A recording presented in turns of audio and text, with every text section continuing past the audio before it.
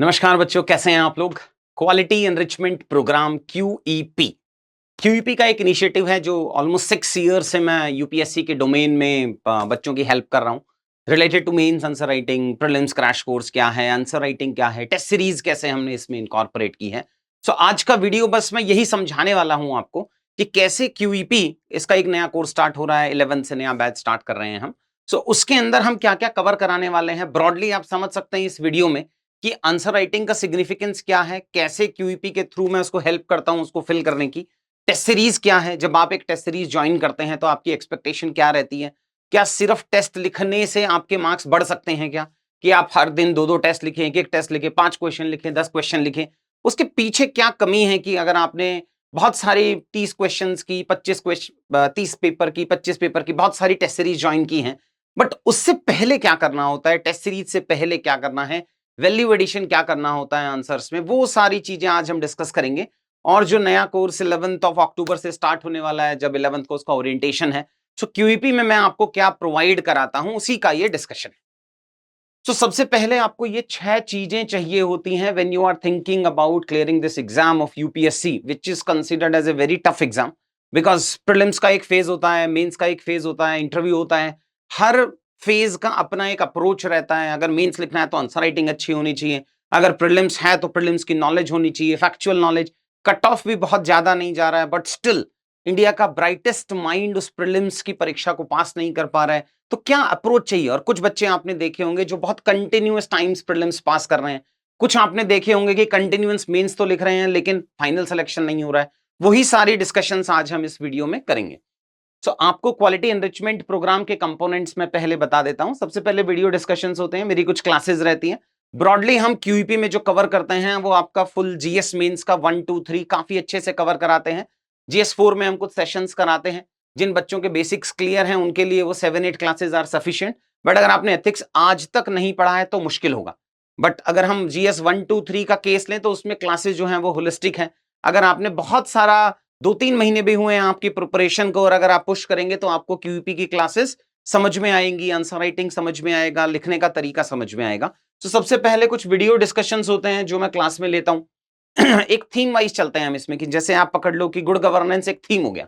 अब good governance GS paper 2 में है, कभी एनजीओ का क्वेश्चन आ रहा है, कभी प्रेशर ग्रुप का क्वेश्चन आ रहा है। इस बार दोनों को मिक्स करके आ गया था। ट्रस्ट का क्वेश्चन आ रहा है, पॉवर्टी का क्वेश्चन है, एजुकेशन। तो ये कुछ थीम्स बना लिए हैं। सो कुछ 15 16 थीम्स हैं जिन पे मैं एक्स्ट्रा फोकस करता हूं। और ये 15 16 थीम्स आपका ऑलमोस्ट 50% ऑफ द सिलेबस है। उन थीम्स को बहुत अच्छे से कवर करने की कोशिश करते हैं, ताकि जब आप 20 क्वेश्चंस आपके सामने हो फाइनली, तो उसमें से 12 13 क्वेश्चन आपके बहुत अच्छे से कवर हो। जो हम यहाँ कवर कराने की, वो बहुत अच्छे से कवर है वाला पार्ट है, तो वो यहाँ कराने की कोशिश करते हैं। सो वीडियो डिस्कशंस होते हैं जिसमें किसी भी थीम का एक डिटेल्ड डिस्कशन करते हैं, उसके फैक्ट्स पढ़ते हैं, उसके कीवर्ड्स पढ़ते हैं, पीएम स्पीचेस पढ़ते हैं, बेसिक्स पढ़ते हैं उस कंसेप्ट के, उसके कीवर्ड्स से रिलेटेड कंसेप्चुअल डिस्कशंस होता है, एटसेट्रा। फिर उसकी आंसर राइटिंग होती है। देखिए क्लास में मैं कुछ टेम्पलेट्स देता हूं, जैसे गुड गवर्नेंस क्या है। अब गुड गवर्नेंस कैसे इंप्रूव होगा, अगर आप पीवाईक्यूज देखेंगे तो क्वेश्चन क्या हुए हैं कि भैया NGOs can be an effective tool for good governance. इस बार क्वेश्चन है लोकल गवर्नेंस अच्छा होगा तो गुड गवर्नेंस अच्छा होगा। उससे पहले आ रखा है कि अगर अर्बन लोकल बॉडीज अच्छे होंगे तो गुड गवर्नेंस अच्छा होगा। सो एक गुड गवर्नेंस को हमने एक टेम्पलेट बना लिया। उस टेम्पलेट को, बिकॉज टेम्पलेट से आपकी रिकॉलेबिलिटी बढ़ती है, तो सिर्फ टेम्पलेट देने से बात नहीं बनी होगी, क्लास में आपको प्रैक्टिस करना पड़ेगा। तो वही हम जो टेम्पलेट्स में बनाता हूं, उन टेम्पलेट्स को पहले छोटा छोटा पार्ट करके फिल करने की कोशिश करते हैं। टेम्पलेट का मतलब ये समझ लीजिए आप कि टेम्पलेट मतलब एक क्वेश्चन का आधा part. So half of that question will be discuss in the class. जो हम एक थीम पढ़ाएंगे, कुछ टॉपिक्स पढ़ाएंगे, फिर उस टेम्पलेट को फिल करने की कोशिश करेंगे, तो कुछ इन क्लास आंसर राइटिंग वाला पार्ट होता है, और उसी से अलाइंड फिर टेस्ट होते हैं। तो इसमें क्यूईपी में करीब करीब 22 टेस्ट हम कवर कराते हैं टोटल। बाकी डिटेल्स में वीडियो में आगे बताऊंगा। सो वो 22 टेस्ट होते हैं। तो ब्रॉडली जो आप टेस्ट सीरीज देख रहे होते हैं वो आपको यहाँ पे फुलफिल हो जाएगा। So along with the test series you will get the basic details of test series as well. Because आप टेस्ट लेने से बात नहीं बनेगी। हम भी एमएमपी का नया कोर्स स्टार्ट करा रहे हैं अभी, जिसमें हम टेस्ट सीरीज का ही कंपोनेंट है। बट उस टेस्ट से पहले आपको कुछ पढ़ना पड़ेगा, लिखना पड़ेगा।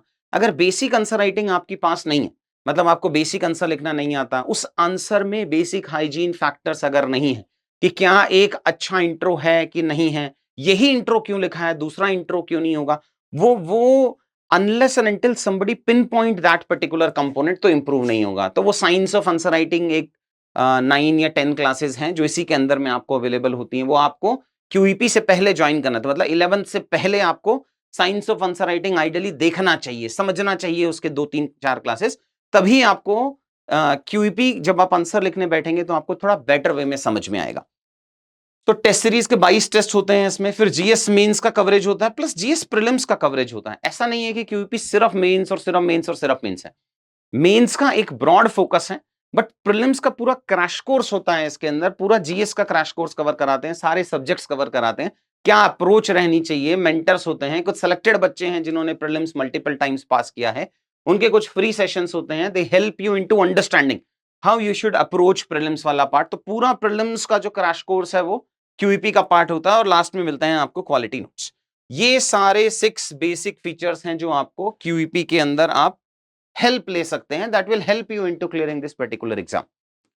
So let's start. ये कुछ पिछले साल के बच्चे हैं जिन्होंने क्यूईपी लिया था और जो पास हुए थे, जिसमें कुछ कुछ और बच्चों का अपना अपना स्टोरी है, अपना अपना सक्सेस है। मेधा है, Medha was a very brilliant kid, rank improvement के लिए आए थे मेधा मेरे पास। She was already into services, railway traffic में थे, रैंक इंप्रूव करना था तो आए थे, क्यूईपी लिया। 3 बार उन्होंने कंटिन्यूअस क्वालिटी एनरिचमेंट प्रोग्राम में एनरोल किया था। फर्स्ट बार मेंस लिखने के बाद किया था, सेकंड टाइम में प्रीलिम्स नहीं हो पाया उनका, और थर्ड टाइम में finally she was able to improve her score from 350 to 463 marks, more than 100 marks improve हुआ था उनका। तो ये जैसे आनंद है, आनंद couldn't clear prelims 4 consecutive times, उसके बाद मेरे पास आए थे, साइंस ऑफ आंसर राइटिंग लिया था पहले, उसके बाद क्वालिटी एनरिचमेंट प्रोग्राम लिया था। तो ये अलग अलग बच्चे हैं लास्ट ईयर के जिन्होंने क्यूईपी लिया है। Quality enrichment programme, again I am telling you, it's not a course कि जिसको आप बस वीडियोस देख लेंगे और उससे अपना काम हो जाएगा, नहीं। हमें उसमें मिलकर मेहनत करनी पड़ेगी, जिसमें अगर मैं आपको कुछ होमवर्क दे रहा हूं तो आपको वो होमवर्क्स देखने हैं, लिखने हैं, मेहनत करना है, अपलोड करना है, आपको ऑडियो फीडबैक्स देते हैं हम वहां पे, आपको बेस्ट कॉपीज मिलती हैं। अगर मैं आपको बता रहा हूं कि आपको एक टेम्पलेट लिखना है, तो बाकी पूरी क्लास ने, पूरे बैचेस ने उसके बेस्ट 4, 5, 6 टेम्पलेट कौन कौन से हैं आप वहां से सीख सकते हैं। उसके बाद आप वो टेम्पलेट लिखेंगे, फिर आप अपलोड करेंगे, फिर आपको उसको फीडबैक मिलेगा। तो it is a rigorous process of almost 2.5 months। But एक और मैंने वीडियो बनाया था एक बच्ची का, जिस उसको आप वीडियो देख सकते हैं, मैं डिस्क्रिप्शन में उसका लिंक डलवा दूंगा, कि कैसे 2.5 महीने 3 महीने के आसपास में आपकी आंसर राइटिंग ड्रास्टिक इंप्रूव हो सकती है अगर हम इस प्रोसेस के थ्रू जाएंगे। देखिए, आप दूर से बैठ के और सिर्फ वीडियो देख के या सिर्फ टेस्ट सीरीज लगा के आप सोचें आपके मार्क्स इंक्रीज हो जाए, वो नहीं होगा।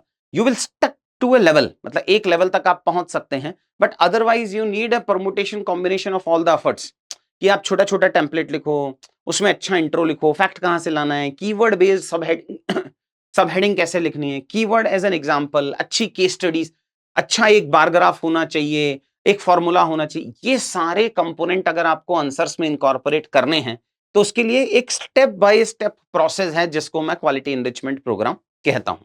फिर वैभव आनंद शर्मा थे। Vaibhav Anand was also he was an online student of mine. So last year इनका 58 रैंक आया है। अच्छे बच्चे हैं, मेहनती बच्चे हैं इस वाले पार्ट के लिए। देखिए, मेहनत से कुछ कुछ सॉल्यूशंस इजी हो जाते हैं। शिविन है, Shivin Chaudhary was our last to last batch का क्यूईपी का बच्चा था, और उससे पिछली बार 2 बार क्यूईपी लिया था उन्होंने। Shivin is also very hard working doctor हैं, maybe you must be remembering him. So again doctors का कुछ एज हो जाता है कि कंसंट्रेशन ज्यादा रहता है, फोकस ज्यादा कर पाते हैं वो। So Shivin was also our QEP batch student. अब आते हैं कि यूपीएससी की एक्सपेक्टेशन क्या है ये क्यूईपी के अलग अलग कंपोनेंट जो मैं बता रहा हूं आपको, कि why we have designed a system which is like not normal. Normal test series क्यों नहीं कर लेते हैं, मेंस का क्रैश कोर्स क्यों नहीं कर लेते हो, ये अलग से क्यूईपी का कंफ्यूजन टेंशन क्यों बना के दे रखा है हमको। तो पहले समझते हैं कि यूपीएससी की एक्सपेक्टेशन क्या है, कि कंपार्टमेंटलाइजेशन नहीं होगा। इस बार अगर आप देखेंगे तो जीएस 1 में उन्होंने एनजीओ का क्वेश्चन पूछ लिया, जो आइडियली जीएस 2 में पूछना चाहिए था। बाकी सारे बहुत सारे क्वेश्चंस में ओरिएंटेशन, जो 11th का ओरिएंटेशन है उसमें डिस्कस करूंगा, बट आर्टिफिशियल कंपार्टमेंटलाइजेशन यूपीएससी में नहीं चलेगा। पावर्टी का क्वेश्चन 1 में भी पूछ सकता है, 2 में भी, 3 में भी। तो अप्रोच कैसे रखनी है, तो ये सारी चीजें हैं। Overcoming of the time and space constraint, ऐसा होता है कि आपको 7.2 मिनट्स में एक आंसर लिखना पड़ेगा, आपको 150 वर्ड्स में ही आंसर लिखना पड़ेगा। You can not increase it to 200 words, neither you can decrease it to some 100, 115, 120 words. So time और स्पेस का कंस्ट्रेंट रहता है आपके पास। डिफरेंट पार्ट्स क्या क्या पूछा है, आप समझिए साइंस ऑफ आंसर राइटिंग में मैं 50 डिफरेंट क्वेश्चंस को ब्रेक करके बताता हूं आपको।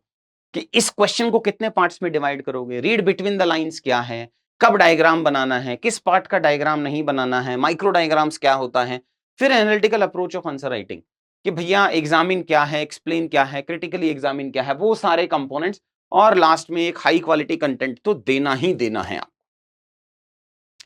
सो कंपोनेंट्स ऑफ क्यूईपी क्या है भाई, आपको 40 प्लस क्लासेस के आसपास में देते हैं हम, एसए की भी क्लासेस होती हैं वैसे इसमें, एनरिचमेंट बंडल है, बहुत सारे केस स्टडीज मिलते हैं आपको जो आप एज एन एग्जांपल यूज करते हैं। अगर आप अच्छे बच्चों की कॉपी देखेंगे, अच्छे बच्चे मतलब who are able to score more than 460 470 marks, तो आप मेधा आनंद की कॉपी देखिए, आप श्रुति शर्मा की कॉपी देखिए कि कैसे these kids were able to increase their score drastically. Shruti Sharma तो सेकेंड अटेम्प्ट हिंदी मीडियम से लिखती है, फिर थर्ड अटेम्प्ट इंग्लिश मीडियम से लिख रही है, और फिर भी उसके जीएस का स्कोर इंक्रीज हो गया। मतलब वो लैंग्वेज बैरियर नहीं है, अप्रोच बैरियर है कि क्या मैं एक क्वेश्चन के एक पार्ट को क्या मैं 5 वर्ड्स में कंप्लीट कर पा रहा हूं, नीचे एग्जांपल लिख पा रही हूं कि नहीं लिख पा रही हूं। वो सारा आइडियोलॉजीज का बेसिक कंपोनेंट्स हम यहाँ पे कवर कराते हैं। 3 पार्ट्स में मैं इसको डिवाइड कर देता हूं। This is one of the most important slide अगर आपको समझना है क्यूईपी क्या है। सबसे पहले आपको 40 थीमेटिक क्लासेस हैं जिसमें आपको 16 बुकलेट मिलती हैं। वो बुकलेट कुछ ऐसी दिखती हैं, थीम वाइज ये ओवरऑल बुकलेट मिलती हैं। ये टॉपर्स के हैंड रिटन आंसर हैं, पिछले 8 साल के हैं, अब तो 2024 भी आ गया, तो 8 साल के आपको टॉपर्स के हैंड रिटन आंसर्स मिलते हैं। उनकी समरी नोट्स मिलते हैं जिसको मैं एनरिचमेंट कार्ड कहता हूं, वो वहां से आप समराइज करके पढ़ सकते हैं। जैसे अगर ये एनरिचमेंट कार्ड है कि फूड प्रोसेसिंग रिपीटेड है, उसके इंट्रो होंगे, कुछ फॉर्मूले होंगे, करंट डेवलपमेंट्स होंगे, कीवर्ड्स होंगे, कमिटीज होंगी, गवर्नमेंट स्कीम, ये सारी चीजें आपको एज ए वैल्यू एडिशन मिलेंगी। ऐसा नहीं है कि मैं यही पढ़ाता हूं, नहीं, ये एज ए वैल्यू एडिशन है। क्लास में पूरा एग्रीकल्चर हम कवर कराएंगे। एग्रीकल्चर आपको पता है कि एग्रीकल्चर की करीब करीब 6 क्लासेस के आसपास में लेता हूं मैं।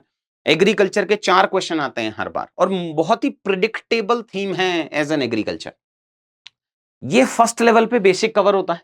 सेकेंड लेवल पे उसमें आंसर राइटिंग करना होता है कि जो आप टेस्ट, अगर आप क्यूईपी में एनरोल कर रहे हैं तो आपको टेस्ट सीरीज कहीं और, मैं नहीं पर्सनली सजेस्ट करता हूं कि आपको कहीं और टेस्ट सीरीज लगाना चाहिए। आप एक बार क्यूईपी फिनिश कीजिए, उसके बाद में भी if you want to enrol you can enrol for a test series. Test series क्या है ना, एक लिखने का गेम है, बट लिखने का गेम बिना वैल्यू एडिशन के अगर आप सिर्फ टेस्ट लिख रहे हैं तो उसमें वैसे भी बात नहीं बनेगी। सो कुछ 22 टेस्ट हम देते हैं, 16 थीमेटिक टेस्ट हैं जो वीकली एक शेड्यूल होगा। उसके बाद में रेडीमेड बुकलेट्स हैं, टॉपर्स हैंड रिटन बुकलेट्स हैं, कंक्लूजन कैसे अच्छा लिखना है, इंट्रो कैसे अच्छा लिखना है, साइंस ऑफ आंसर राइटिंग क्या है, ये सेकंड लेवल पे जाता है। और थर्ड लेवल पे आपकी मेंटरशिप होती है। देखिए कुछ बच्चे ऑफलाइन वालों को थोड़ा एज मिल जाता है कि वो जस्ट क्लास के बाद मिल जाते हैं। ऑनलाइन वाले बच्चों का टेलीग्राम चैनल्स हैं, वहां आप पूछ सकते हैं। कुछ जूम कॉल्स हम कराते हैं, वहां आप पूछ सकते हैं। आप दिल्ली आ सकते हैं हर 10 12 15 दिन के आसपास में टाइम लेके, इन पर्सन आप आके मुझसे इनपुट ले सकते हैं अपने आंसर्स में। तो ये ब्रॉडली प्रोसेस चलता ऐसे है। It is not a course just like कि हम एनरोल कर लेंगे और हम सीख लेंगे। आपको कंटिन्यूअस एक मेंटरिंग मिलता है। आप टेलीग्राम पे अपने आंसर्स अपलोड करते हैं, बाकी सारे बच्चे आपको फीडबैक दे रहे होते हैं, टीचर आपको फीडबैक देगा, ऑडियो फीडबैक्स आपको मिलते हैं, तो वो ना एक इकोसिस्टम बनता है। उस इकोसिस्टम के बाद में ही वो इंप्रूवमेंट एक्सपेक्ट कर सकते हो आप। सो ये आंसर्स मैंने आपको बताया कि ये टोटल बुकलेट्स हैं, हैंड रिटन जो नोट्स मिल रहे हैं, फिर फैक्ट डोज हैं, माइंड मैप्स हैं। ये माइंड मैप और डायग्राम का सिग्निफिकेंस अभी बहुत बढ़ गया है। आप लास्ट ईयर के टॉपर्स रैंक 1 2 3 मेधा, इनके आंसर्स देखेंगे, उन्होंने बहुत अच्छे अच्छे ग्राफ्स बनाए हैं, माइक्रो डायग्राम्स बनाए हैं। वो आपको प्रैक्टिस करना पड़ेगा। ऐसा नहीं होगा बस मैंने याद कर लिया और मैं एग्जाम में उतार दूंगा, ऐसा नहीं होगा। आपको याद करके पहले डेली आंसर प्रैक्टिस में उनको राइट लिखना पड़ेगा, उतारना पड़ेगा, तभी जाके आप कहीं फाइनल एग्जाम में उतार पाएंगे। ये एनरिचमेंट कार्ड्स के बंडल्स हैं जो आपको मिलते हैं। जीएस1 को एक अलग से सब कंपोनेंट हम बताते हैं, अंतिम प्रहार, ज्योग्राफी। जैसे ज्योग्राफी के कंसेप्चुअल क्वेश्चन आए हैं इस बार, तो ज्योग्राफी के 2 लोग क्लास लेते हैं, एक सब्जेक्ट मैटर एक्सपर्ट लेगा और एक मेरे क्लासेस होती हैं जिसमें मैं आपको उन ज्योग्राफी के कंसेप्ट्स को लिखना कैसे है वो सिखाता हूं। साइंस ऑफ आंसर राइटिंग है one of the finest course which I created in और my submission into the domain of UPSC, कि हमने इसकी क्लासेस को 50 क्वेश्चंस का इंट्रोडक्शन सिखाएंगे। यही इंट्रो क्यों होगा, और दूसरा इंट्रोडक्शन क्या हो सकता है, फिर पार्ट सब पार्ट्स में ब्रेक करना, कंक्लूजन्स में टेम्पलेट लगाना, वो सारी चीजें साइंस ऑफ आंसर राइटिंग के कुछ 9 क्लासेस हैं जो आपको देखनी होती है। देन जो टेस्ट सीरीज की डिटेल में आपको बता रहा था कि आपको जो ऐसा नहीं, आप आर्टिफिशियली सेग्रीगेट नहीं कर सकते हो कि वीडियो कुछ और देख लिया और टेस्ट सीरीज वाला पार्ट कुछ और, वो मर्ज करके चलेगा। कि अगर आपने for example general state of economy पढ़ा, तो जनरल स्टेट ऑफ इकोनॉमी में अलग अलग क्वेश्चन आते हैं कि भाई साहब इंडिया में एफडीआई क्यों नहीं हो रहा, इंडिया के अंदर अगर 5 ट्रिलियन बनाना है तो चैलेंजेस क्या हैं, 1991 रिफॉर्म्स अब तक आया, कुछ अनफिनिश्ड एजेंडा क्या है। इन सब डिफरेंट क्वेश्चंस को हम एक सिंगल टेम्पलेट से सॉल्व कर सकते हैं, जिसको मैं बोलता हूं मैक्रो इकोनॉमिक टेम्पलेट। तो वो सारी चीजें ही आपको सीखनी पड़ेंगी आंसर में, और आपको बैठ के उनके क्लास में आंसर्स लिखने पड़ते हैं। ये शेड्यूल है आपका, जो शेड्यूल हम स्टार्ट कराएंगे इसमें। तो 11th को ओरिएंटेशन है, आप ओरिएंटेशन अटेंड कर सकते हैं क्यूईपी का, लेकिन आपको साइंस ऑफ आंसर राइटिंग में सजेस्ट करूंगा, उससे पहले आप साइंस ऑफ आंसर राइटिंग देख सकते हैं। तो ये शेड्यूल होगा टेस्ट सीरीज का। ये टेस्ट सीरीज में आपको बेस्ट आंसर्स मिलते हैं, डिस्कशंस मिलते हैं, टॉपर्स के डिस्कशन मिलते हैं, कुछ मेरे सब्जेक्ट मैटर एक्सपर्ट के डिस्कशन मिलते हैं, मेरे डिस्कशंस मिलते हैं कि इस क्वेश्चन को और बेटर कैसे इंप्रूव कर सकते हैं। फिर ये टॉपर्स हैंड रिटन आंसर्स हैं, तो ये बुकलेट्स आपको मिलती हैं जो टॉपर्स ने खुद से आंसर्स लिखे थे कि किस वे में उन्होंने आंसर्स लिखे हैं। देखिए छोटी छोटी चीजें मैटर करती हैं कि अगर यूपीएससी विड्थ देता है 16.5 सेंटीमीटर, आप लिख रहे हो 14 सेंटीमीटर, मतलब एक वर्ड आप हटा रहे हो, हर वे में आपको छोटा छोटा इंक्रीमेंटल चेंजेस करने पड़ेंगे। ये 2.5 मंथ्स की जर्नी जो क्यूईपी की वीडियो क्लासेज एंड ऑल चलता है उसमें, अलॉन्ग विद द टेस्ट, अगर आप ये सारे 22 टेस्ट इसमें ऐड कर लेते हैं तो करीब करीब हम जनवरी मिड 20-22-25 जनवरी के आसपास में along with these 22 test and all the classes हम पूरा जीएस का सिलेबस कवर करा लेंगे। 3 कंपोनेंट है इसमें, क्यूईपी लाइट में वीडियो है, इसमें टेस्ट सीरीज का डिस्कशंस नहीं है, टेस्ट सीरीज नहीं है। क्यूईपी प्रीमियम है, प्रीमियम में आपको अदर देन करंट अफेयर्स और एसए की डिटेल्ड क्लासेस मतलब वो जो 6 क्लासेस जो दिव्या मैम लेती हैं, इन दोनों के अलावा अगर आपको करना है तो क्यूईपी प्रीमियम में आपको अवेलेबल है। इंटीग्रेटेड में बच्चों के कुछ रिक्वेस्ट थे कि सर करंट अफेयर्स जो मंथली बुकलेट आ रही हैं 465, 565 जो भी अलग अलग बुकलेट्स आ रही हैं, उनसे एग्जाम में क्वेश्चन अटक नहीं रहे हैं। सो आईएनए का एक कोर्स है हमारा जो करंट अफेयर्स कवर कराता है। सो आईएनए और एसए दोनों मॉड्यूल हमने इसमें ऐड कर दिए थे, तो उसको हमने क्यूईपी इंटीग्रेटेड बोला है। तो अगर आपको current affairs plus SA plus whole GS 1 2 3 4 अगर हमारे साथ में करना है तो अपन क्यूईपी इंटीग्रेटेड में कर सकते हैं। ये कुछ हम भी अब फोटो वाले हो गए हैं ना। अच्छा बच्चा है, फर्स्ट अटेम्प्ट का बच्चा है, he is going to write 2025 in the first attempt. Presently he foundation की भी क्लासेस ले रहा है, is a very hard working chap. ठीक है, ये कुछ ऑनलाइन मेंटरशिप के क्वेश्चंस हैं, which part is good which part is not good. ये टीम अच्छी हो गई है मेरी, देखो अब एक नया कंसेप्ट ऐड किया है मैंने, वो मैं आपके साथ में जरूर शेयर करना चाहूंगा।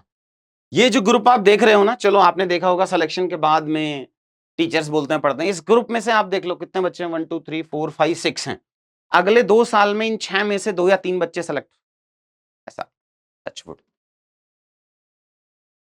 एक नया चीज लेके आए यार, कि मुझे ऐसा लगता है पर्सनली, एज मैं यूपीएससी में करीब करीब 6 साल से हूं, तो मुझे ऐसा लगता है कि अगर पेरेंट्स का कनेक्शन टीचर के साथ में बैठ जाए तो मुझे लगता है कि सिलेक्शन जल्दी होता है। ये मैंने सीखा है through out various toppers. First attempt में रितिका जो थे, सृष्टि जैन देशमुख के बैचमेट थे, रितिका उनके पेरेंट्स के साथ में हम कनेक्टेड थे।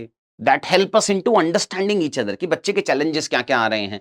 टीचर को समझ में आता है कि बस दिल्ली में बच्चा हमने भेज नहीं दिया, या सिर्फ मेरा बच्चा वीडियो ही नहीं देख रहा है, पढ़ क्या रहा है, कैसे पढ़ रहा है।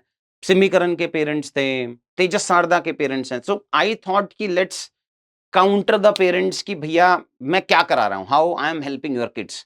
सो हमने पीटीएम का एक प्रोसेस शुरू किया है, शायद हम फर्स्ट हैं यूपीएससी के डोमेन में, जो हम हर 20-25 दिन के आसपास में पेरेंट्स के साथ एक मीटिंग करते हैं, समझते हैं उनकी क्या एक्सपेक्टेशन है, हम बताते हैं कि मेरी क्या एक्सपेक्टेशन है उनसे as a parents.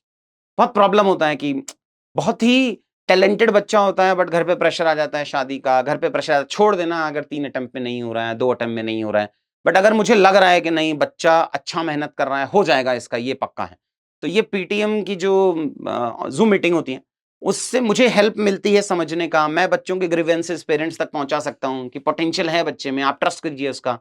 As a teacher जब आप बताते हैं, मैं उनको अगर आंसर्स दिखाता हूं, जैसे ऑनलाइन में आंसर्स होते हैं हमारे पास में, सो वो थोड़ा फ्रीक्वेंसी थोड़ा अच्छा मैच हो रहा है।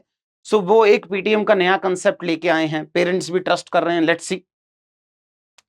नेक्स्ट ये डाउन सेशंस होते हैं टॉपर्स के, जो आके सेशंस लेते हैं। कुछ सिलेक्टेड बच्चे हैं जो रैंक इंप्रूवमेंट में मेरे साथ में रहते हैं। सो आई आस्क देम कि भाई साहब आप थोड़ा हेल्प करो इनका, तो वो आपको हेल्प करते हैं। कुछ अलग से ग्रुप बनाते हैं अच्छे बच्चों का, उसमें वो आपको हेल्प करते हैं। किसी टॉपर का फोर्टे प्रीलिम्स होता है, किसी का मेंस होता है, अलग अलग तरीके का टॉपर आपको अलग अलग तरीके का इनपुट प्रोवाइड कराता है।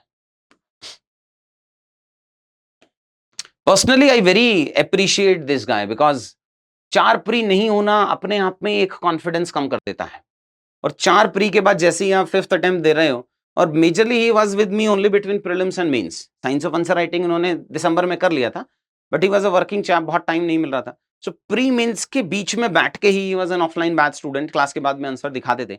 उसके बाद अगर आप फर्स्ट मेंस में ही अगर आप आईएएस बन रहे हैं, सो मुझे लगता है कि मतलब बहुत लेवल पे हार्ड वर्क किया होगा इन्होंने, जिसके बाद में ये फाइनल रिजल्ट आता है। Is a very very grounded बच्चा also. So the 5 stage of answer writing which I was discussing, मैं ऐसे 5 स्टेज में ही कराता हूं भाई। देखो, आप सीधा टेस्ट लिखें एटसेट्रा एंड ऑल नहीं।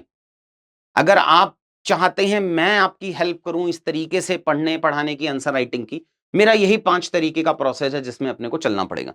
सबसे पहले हम कुछ टेम्पलेट्स पढ़ाते हैं, वो टेम्पलेट्स आपको फिल करनी होती है। कि जैसे एक क्वेश्चन है कि what are the present challenges before crop diversification, how emerging technologies provide in this thing. तो मैं आपको एक पिट्स चैलेंज करके एक टेम्पलेट, जो हर चैलेंज में चलती है। एमएसएमई के चैलेंज क्या है, वही पिट्स हैं। इंडिया के अंदर बैंकिंग के चैलेंजेस हैं, वही फिक्स्ड हैं। एलडब्ल्यूई के चैलेंजेस हैं, वही फिक्स्ड हैं। क्रॉप डाइवर्सिफिकेशन के चैलेंजेस हैं, वही फिक्स्ड हैं। कि एक पॉलिसी रिलेटेड चैलेंज होगा, पॉलिसी स्कीम या लॉ, तो एमएसपी हो गया। जैसे इसमें लुपसाइडेड पॉलिसी मेकिंग, एग्जांपल एमएसपी। एक होगा प्रोडक्टिविटी और क्वालिटी का, एक होगा इनोवेशन इन्वेस्टमेंट का। तो ये एक पिट्स करके मैं क्लास में याद कराऊंगा, फिर बच्चा इसको फिल करता है। अब आप फर्स्ट अटेम्प्ट में या तो सिर्फ यही लिख दीजिए पहली बार में, या आप इसका lopsided policy, monoculture crop dependency, infrastructure dependency, ये आप यहां देख पा रहे होंगे कि ये टेम्पलेट यहां ऐसा फिल हो रहा है। आप ब्लैंक शीट पे उठाते हैं, आप इन टेम्पलेट्स को लिखते हैं। ये 2-3 टेम्पलेट फिल करने के बाद है, शुरुआत में आप यहीं पे फिल कर सकते हैं। जैसे कि यहां लिखा है ट्रेडिशनल क्रॉप्स, तो आप यहीं लिख लो traditional crops, example wheat rice system, तो वो आप यहां पे फिल कर सकते हैं। तो सिमिलरली जो मैंने यहां पे टेम्पलेट याद कराया बच्चे को, वो यहां पे फिल करता है। और ऐसा हम एक क्वेश्चन में नहीं करते हैं, मिनिमम 7-8 क्वेश्चंस के आसपास में हम एक टेम्पलेट में मास्टरी कराते हैं। और कुछ प्रीवियस ईयर क्वेश्चन वाला आपको होमवर्क देते हैं, आप उसको लिखते हैं, अपलोड करते हैं, आपको बेस्ट टेम्पलेट मिलती है, ऑडियो फीडबैक मिलता है आपको उस टेम्पलेट्स पे। प्रोसेस वैसे ही चलेगा। फिर दूसरा होता है, ये जो सब हेडिंग्स दे रहा है बच्चा, उन सब हेडिंग्स को मुझे चेंज कराना है। उसको मैं एकेडमिक कीवर्ड्स की एक्सरसाइज बोलता हूं। एकेडमिक कीवर्ड्स में क्या है, ये जो आपके इंग्लिश के नॉर्मल नॉर्मल वर्ड है ना, इनोवेशन, इन्वेस्टमेंट, इंटरमीडियरीज, पॉलिसी, उनको चेंज करने की कोशिश कराते हैं हम इसके अंदर। कि इफ यू आर सेइंग कि जैसे इसमें देखते हैं कि अगर आप देख रहे हैं कि न्यू इंफ्रास्ट्रक्चर, या फिर आप देखिए ये health care services for senior citizen, उसकी जगह आप यूज करेंगे geriatric care deficiency, not lack of geriatric care. Lack मतलब कमी। We should not start our point with a negative tone. तो अपने को वो डेफिशिएंसी वाला पार्ट लिखना है। सिमिलरली आप बहुत सारे एकेडमिक कीवर्ड्स देखेंगे कि नॉर्मल इंग्लिश और एकेडमिक कीवर्ड में क्या डिफरेंस होता है, उस लेवल तक अपने को जाना है सिर्फ टेम्पलेट में। पहले अपने टेम्पलेट फिल की, उन्हीं टेम्पलेट के अंदर अपन इन अच्छे अच्छे एकेडमिक कीवर्ड्स को इनकॉर्पोरेट करेंगे एज अ सब हेडिंग। सो यहां इस वाले लेवल पे हम 2 स्टेज में पहुंच गए हैं, जहां हमने टेम्पलेट फिल कर दी है, टेम्पलेट के बाद एकेडमिक कीवर्ड की एक्सरसाइज कर दी है। फिर उन्हीं टेम्पलेट में वैल्यू एडिशन करेंगे कि भाई ये ग्राफ डालो इसके अंदर, एक फॉर्मूला डालो इसके अंदर, अलग अलग तरीके का फॉर्मूला होता है। तो वो थर्ड स्टेज है जहां मुझे ये वैल्यू एडिशन कराना है। मतलब कि अब मैं हाफ आंसर की मास्टरी कर चुका हूं। हाफ आंसर पहले मैंने पिट से लिखा, मतलब टेम्पलेट से लिखा, फिर सेकंड मैंने उसमें कीवर्ड्स को यूज किया, और थर्ड मैंने उसमें ग्राफ्स डाल दिए, फॉर्मूलास डाल। अब मेरे पास एक छोटे लेवल पे एनरिच्ड आंसर तैयार है। अब मुझे उसे बस मैसिफिकेशन ऑफ आंसर राइटिंग करना है। तो मैसिफिकेशन का नेक्स्ट स्टेज शुरू होता है, जहां पे ये देखिए आप, ये जो बच्ची है, ये भी अच्छी, बहुत ही यूनिक स्टोरी है इसकी भी। She met me only after prelims of this year. 2.5-3 महीने के आसपास में हुआ। फर्स्ट आंसर उन्होंने जुलाई फर्स्ट वीक में लिखा था। तो अब वो हेडिंग लिख रही है academia industry mismatch, policy related है ये।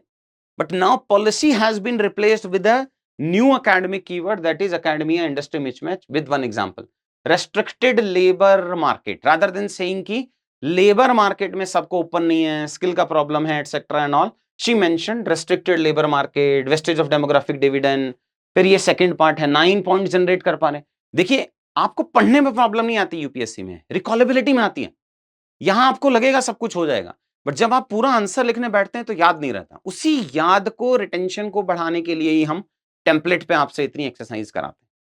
ट्रस्ट कीजिए, अगर आप 50-60 टेम्पलेट्स ढंग से भर लेंगे तो आपकी रिकॉलेबिलिटी 5-6 टाइम्स बढ़ जाती है। तो शुरुआत में 50-60 टेम्पलेट फिल करनी है अपने को, और बच्चों ने की है। आप फर्स्ट नहीं होंगे, आप जब जाके देखेंगे तो 10-10 तो बेस्ट कॉपीज आपको मिल जाएंगी इसमें। तो ये आपको templates will help you to recall also and cover everything also. फिर मेजर्स टेकन है 1 2 3 4, ग्राफ है, माइक्रो डायग्राम है, 1% डेटा है, फॉर्मूला।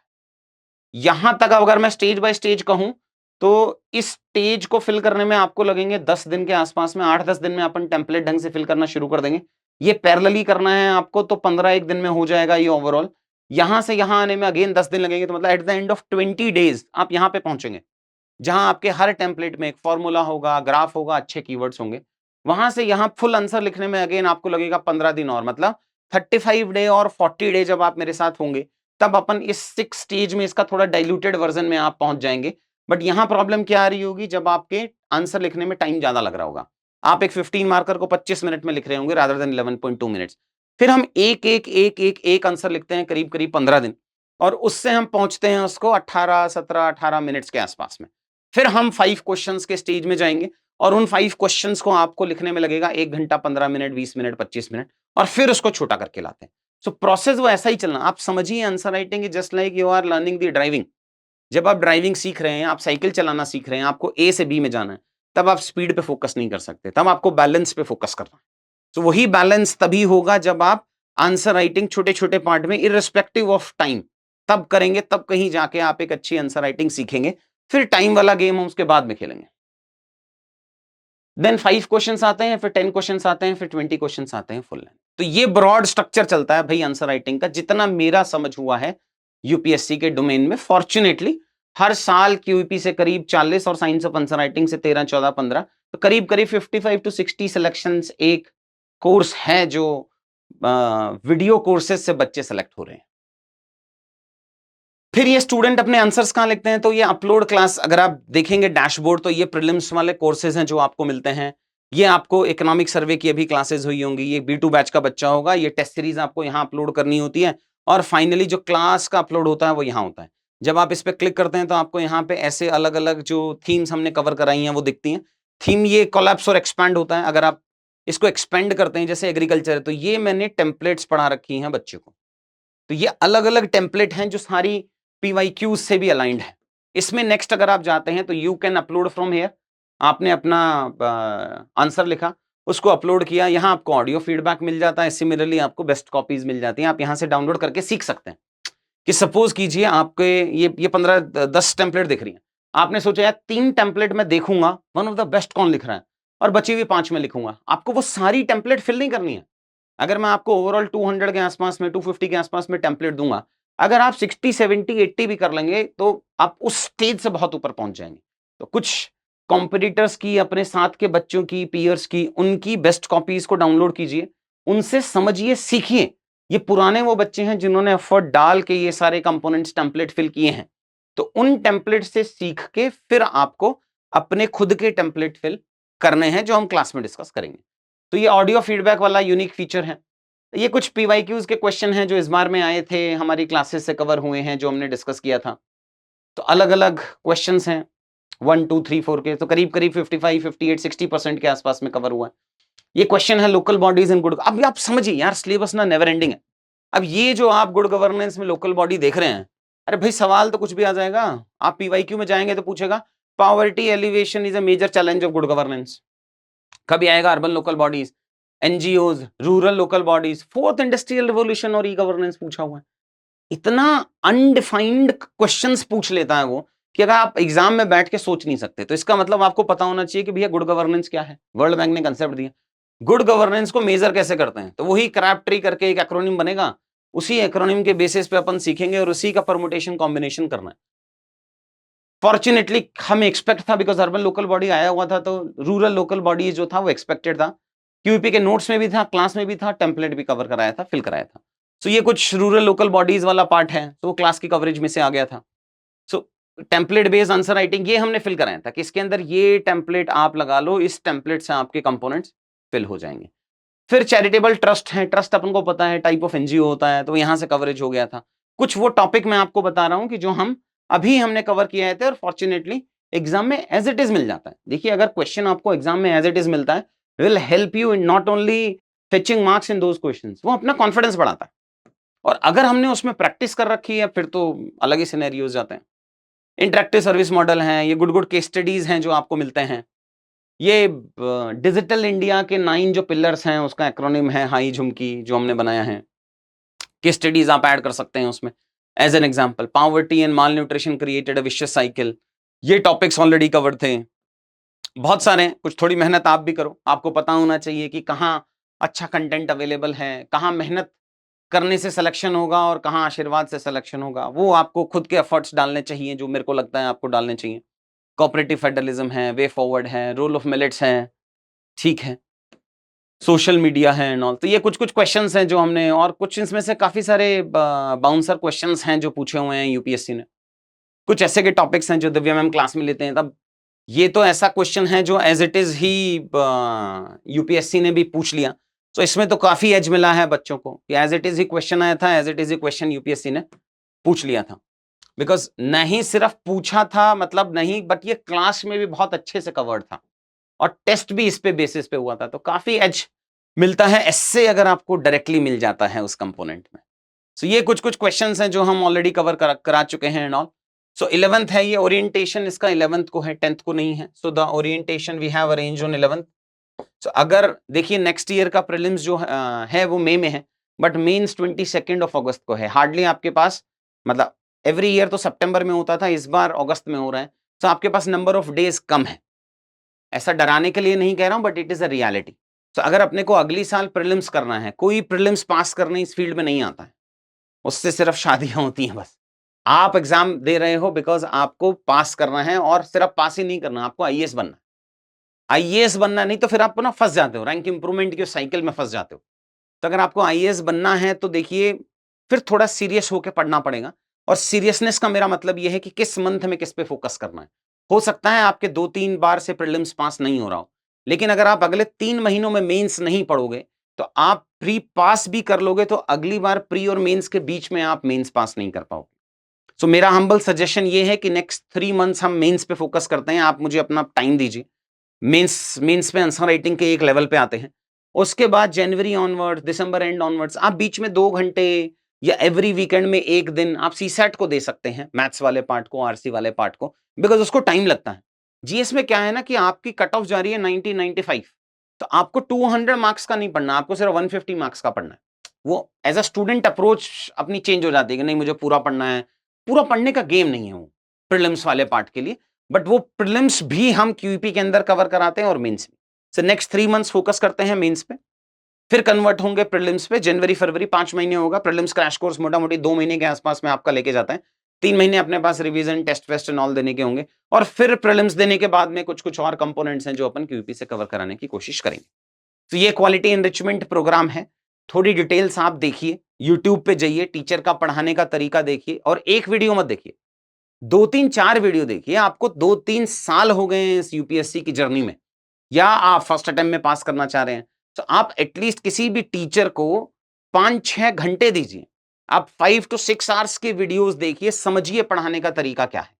क्योंकि जब तक आप और सिर्फ और पेन पेपर लेके बैठिए, अगर कोई टीचर होमवर्क दे रहा है, यूट्यूब पे भी दे रहा है, तब भी आप उसको लिखने की कोशिश कीजिए। जो भी असाइनमेंट दिया जा रहा है आप उसको लिखिए, बिकॉज जब तक इस प्रोसेस के थ्रू नहीं जाएंगे, जब तक if you will not give your part of the hard work, तब तक हम सिर्फ क्रिटिकल ही हो सकते हैं कि हमें गाइडेंस नहीं था, हमें मेंटरशिप नहीं मिला, नहीं तो हम पेपर पास कर लेते। ऐसा होता नहीं है।